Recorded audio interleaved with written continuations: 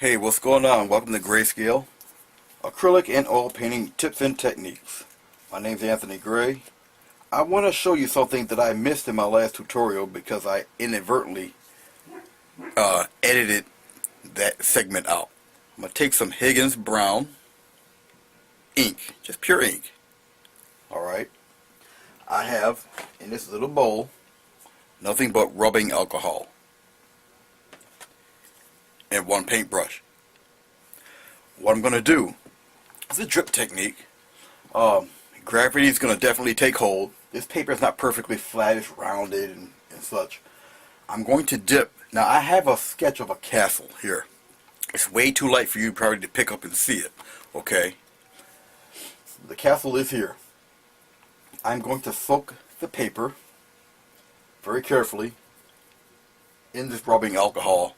The ink will go where it may, but it's only going to go within the boundaries of the rubbing alcohol. Now you know that rubbing alcohol evaporates rather quickly. Alright. So I will soak my brush. I do have windows in the castle. But all I'm going to do is lightly trace over inside my lines.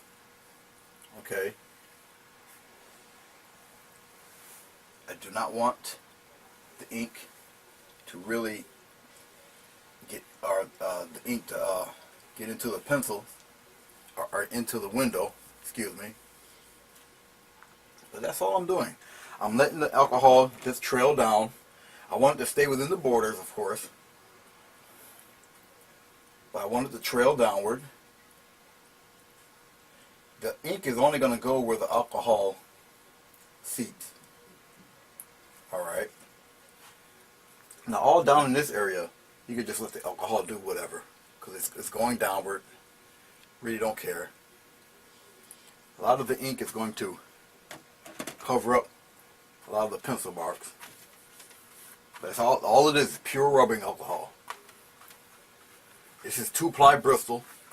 So it kind of has a sheen to it. Really slick type of deal happening with it. Okay.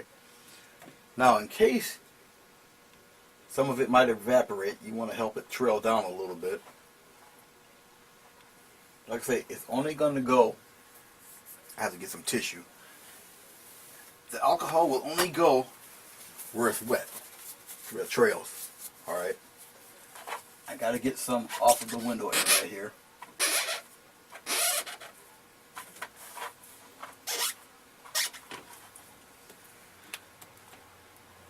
Just take a bit of it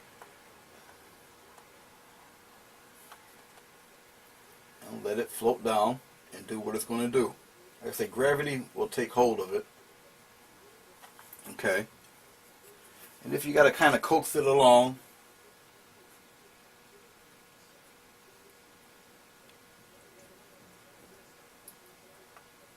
no problem. As you can see, where's my little tissue? Must have got rid of it. There you are. It's going to go over the window a little bit, but just wipe it away.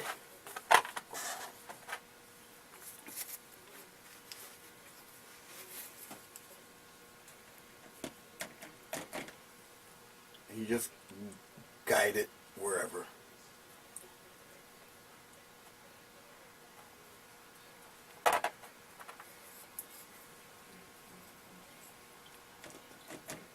I'm going to put plenty of it around here. I usually should tape it.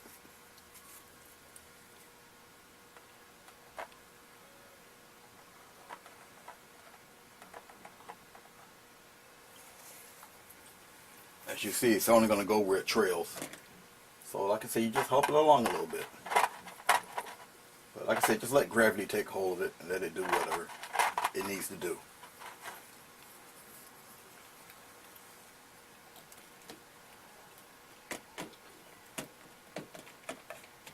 Let it form.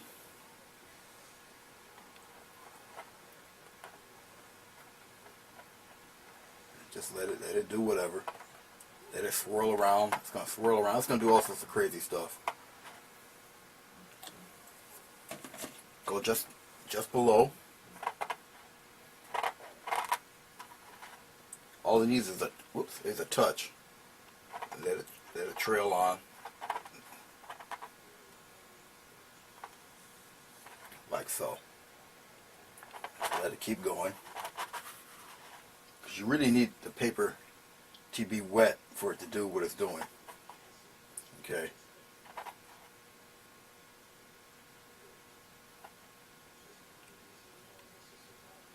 You can guide it, shape it.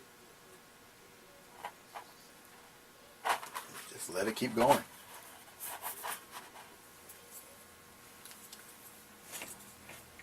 I can also spray this.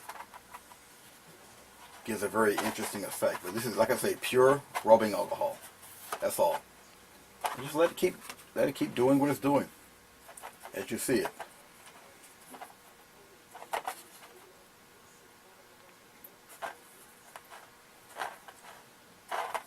You can add other colors on top of it. Like what I said, I should have taped it more. And I can do that. Because obviously you can see it curling. But once I tape it, I'm going to blacken the edges and all of that.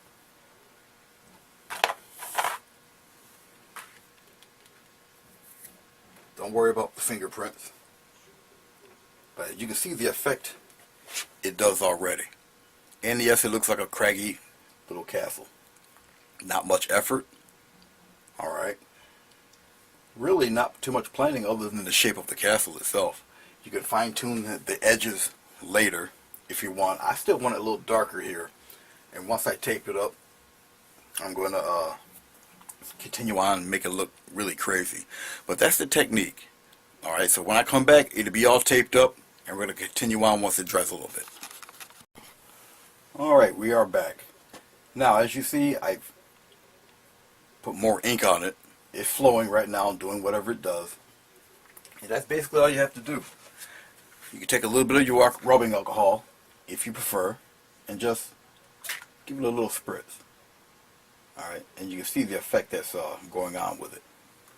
You take it and go in another direction with it, if you would like. But that's basically the effect. I'm going to just let it keep doing what it's doing. Alright, I'm going to pour some more rubbing alcohol in my bowl. Because I still want to guide it, get it darker around here, fine tune it a little bit. Now the ink I have, this brown ink, is getting near the end of the bottle. Okay, try to squeeze a bit into the tip.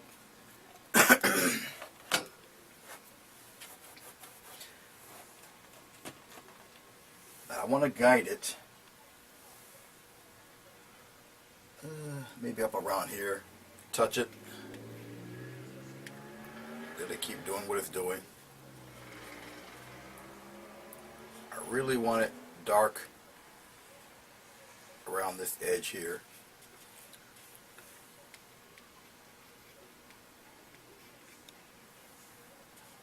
And just let it do what it does. I want to try to maintain a strong outside edge. Okay, basically. Try to beat it at the path. Somewhere around there. I want it pretty dark around the cragged edges.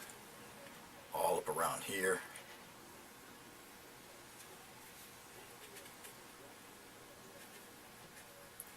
Maybe around here. And all you do basically is you're just guiding it around. Let it just drip and cause whatever effects you want it to have happen. Okay. And that's basically it. Take some more rubbing alcohol. This is, like I say, let gravity take effect.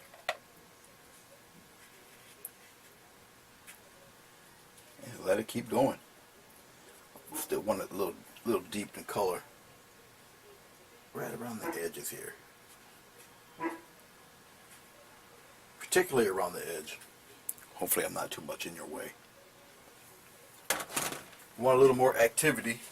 while it's still wet, just give it a quick spray. Gives the appearance of rocks, rubble. Okay.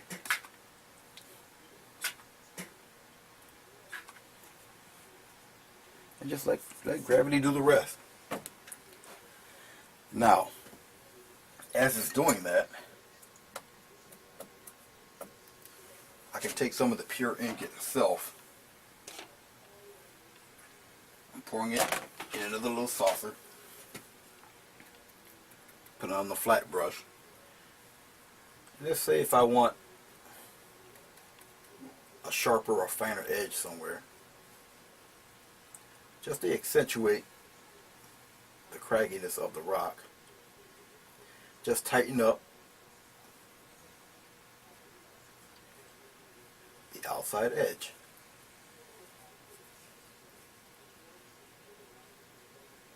And I can work with whatever quote-unquote imperfections there might be.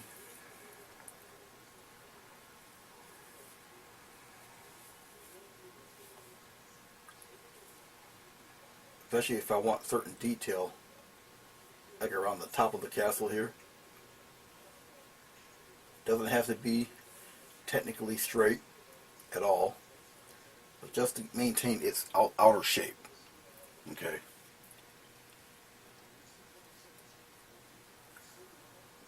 Now the rocks are going to be rocks. The rougher they look, the better it appears. So I'm not really too worried about all of that. Because you can always play with the shading in here if you want it a little darker in certain spots. You know, to give the illusion of its craggy type nature. Maybe outline the windows a little bit toward the bottom. Now since I did that, I'm going to add some more rubbing alcohol and just let it trail off. And go in whatever direction it feels it wants to go. And really just let it do what it's going to do. Okay. Don't worry about your rubbing alcohol damaging your brush any. Not going to really happen. Alright, now I'm going to aim it downward, let you take a closer look at it. And you can see all the striations and all the other patterns that's going on with it. There's always little spots that might be still a little wet.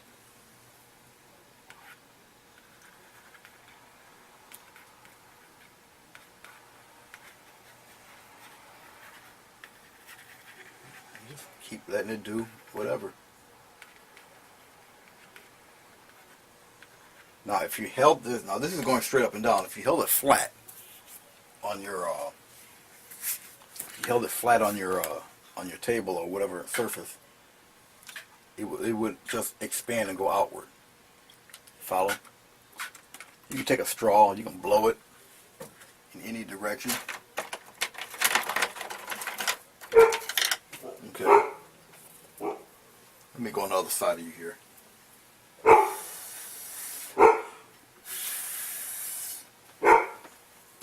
I mean, you can just do whatever.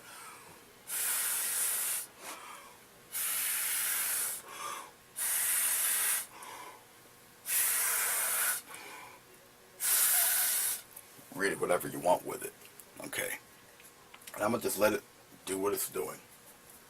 And just let it dry. It does dry ridiculously fast, even the way it's presented here. Alright. Now, when it's totally dry, I can take this, tape the edges with just regular masking tape, and then do a total painting here in the background of whatever you want. If you want the sea, it doesn't matter, clouds, whatever you feel. I'll zoom it back out here. Okay. You can add swatches of blue to this, or you can glaze the whole thing in a nice soft blue-gray color. And once it's totally dry, it won't run, it won't streak on you. It'll be totally dry into the paper, and gives you a great effect. Okay. Now see the little spots up here? Have no worry. If you don't want the spots there, okay. Take a little bit of your rubbing alcohol, just a little bit of it.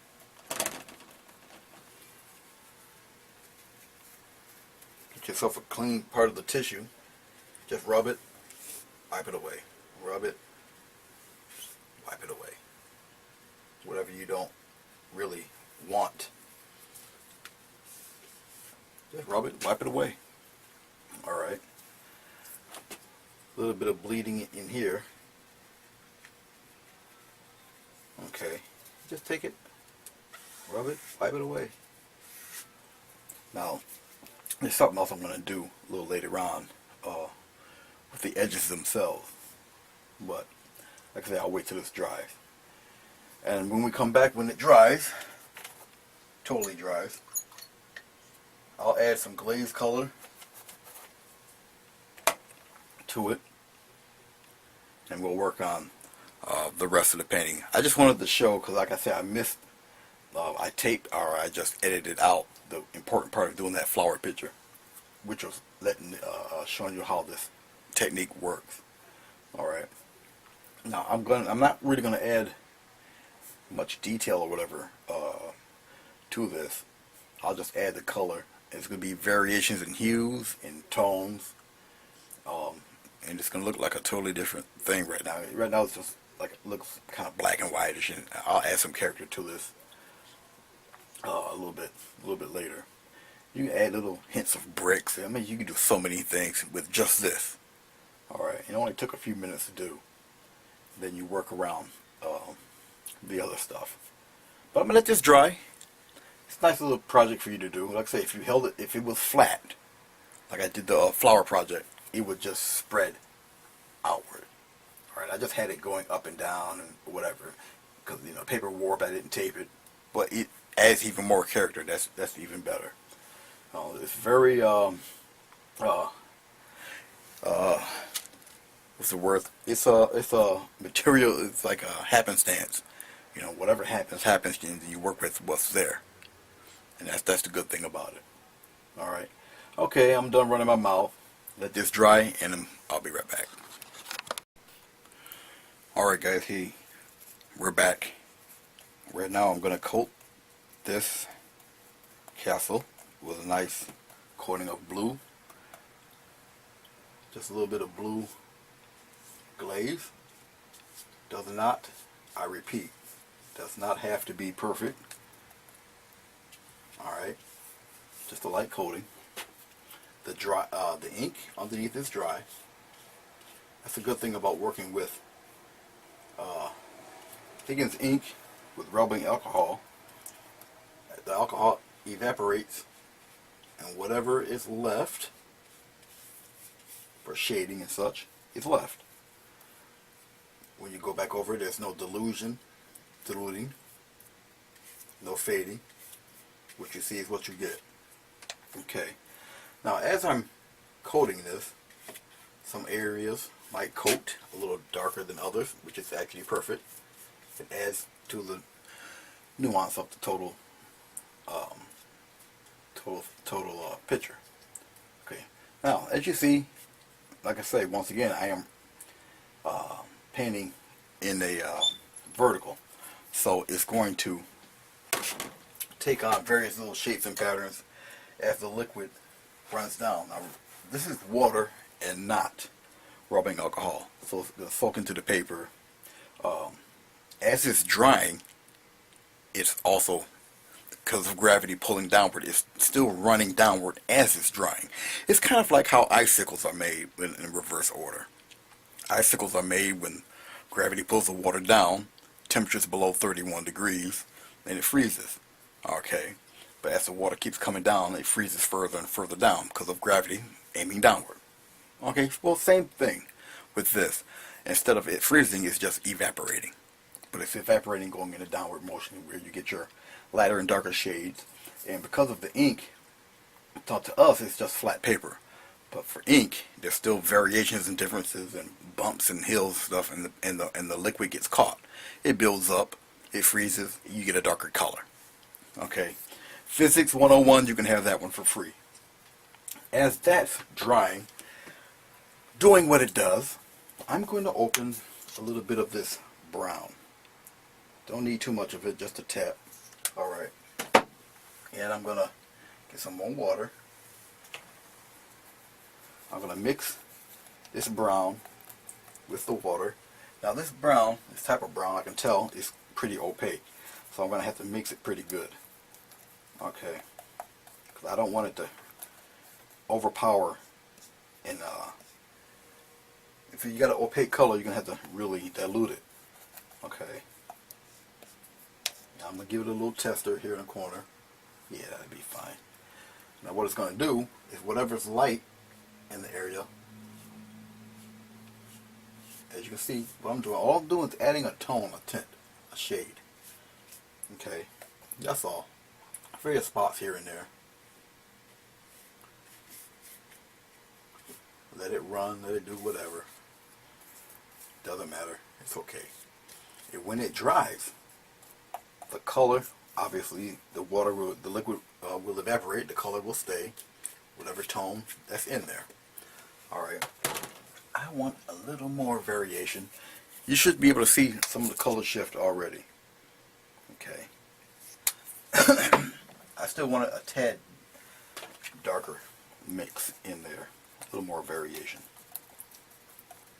Like I said, I usually do a tester in the corner because I don't want it to overpower. And that's all I'm doing, just here and there. I don't really want it to streak too much, but if it does, it usually spreads out. Okay. Some in here.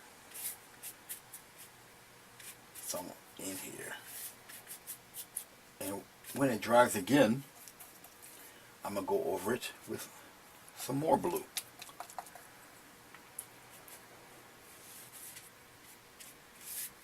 Still want it to go downward. Some more in here. Especially in that corner down there. Right? All in here. A little more brown. Okay. As that streaks up, it's going to spread. As it evaporates, more of the true color. And there you go. And you'll let that dry. And I'm going to make it even darker with more blue.